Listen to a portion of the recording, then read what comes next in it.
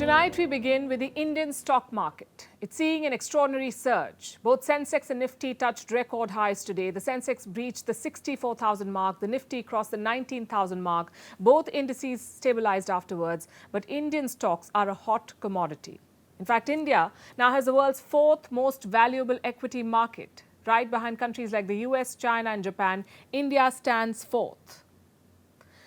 And tonight's lead is not about these daily trends. Tonight, we want to talk about the incredible bull run of Indian markets.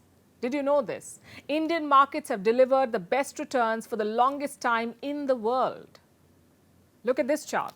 It has every key stock market benchmark of significance: the Dow Jones, Nikkei, S&P 500, FTSE 100, the Shanghai Composite, the so-called best indices in the world, operating in some of the world's biggest economies. Look at their performance. At best, they've delivered a positive return for 5 consecutive years, meaning investors have earned a profit for 5 straight years in these markets. Some markets have performed better for 6 years. That's better than most, but not the best. Guess where the Indian markets stand? Right at the top of this chart. For 8 straight years, Indian markets have been generating a positive return. For 8 years, they've delivered a profit. Indian markets are leading the world. They've performed the best in more than 2 decades. India has 2 key benchmarks, the Sensex and the Nifty. The Sensex tracks the top 30 companies in the country, the Nifty the top 50 companies. In the past 3 months, Sensex has risen by 10% and Nifty has jumped by 11%. Now let's compare this with the rest. In the last 3 months, UK's FTSE 100 rose by just 0.8%. France's CAC 40 by 2.9%. Pan-European Stocks Europe 600 index by 2.9% again. And this index tracks Europe's 600 companies, top 600 companies in 17 countries.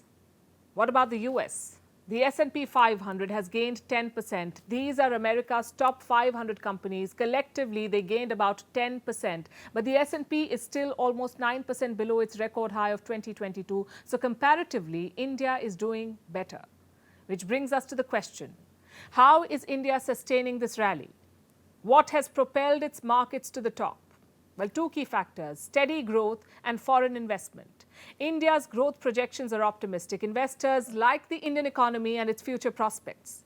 The International Monetary Fund says India will grow at 5.9% this year. It believes that India will outperform all advanced economies and emerging economies.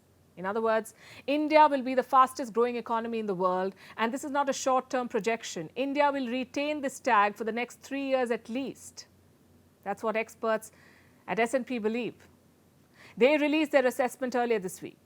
So the Indian economy is growing at a fast pace and for a long duration, which is why investors are taking interest, and that's reason number 2. Global investors like India, they recognize the growth prospects, so they're putting their money into the Indian markets. Let me show you some more data.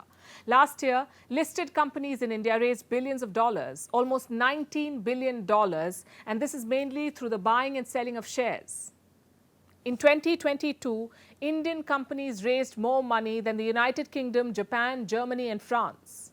Now, under usual circumstances, these markets would have done better, but due to India's strong performance, it is generating better growth. So investors are turning to India.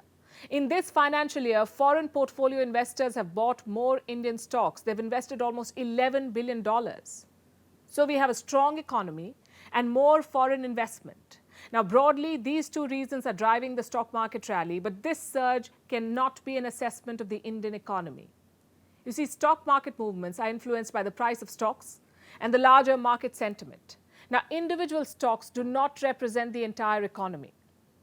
Take the Nifty, for example. It's an index of the top 50 companies of India, only 50. Now, more than 37% of this index, Nifty, is made up of companies in the financial sector. So when these companies do well, the Nifty goes up.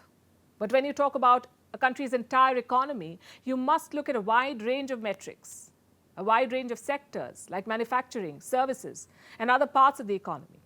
So a rally on the stock market cannot really be an assessment of the entire economy. Having said that, India has a compelling story.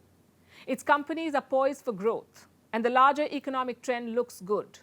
America, we know, is stagnated. Europe is on the brink of recession. China is struggling to get its act together, so India is the bright spot right now. The challenge is to retain this momentum. And that means staying the course on aggressive reform.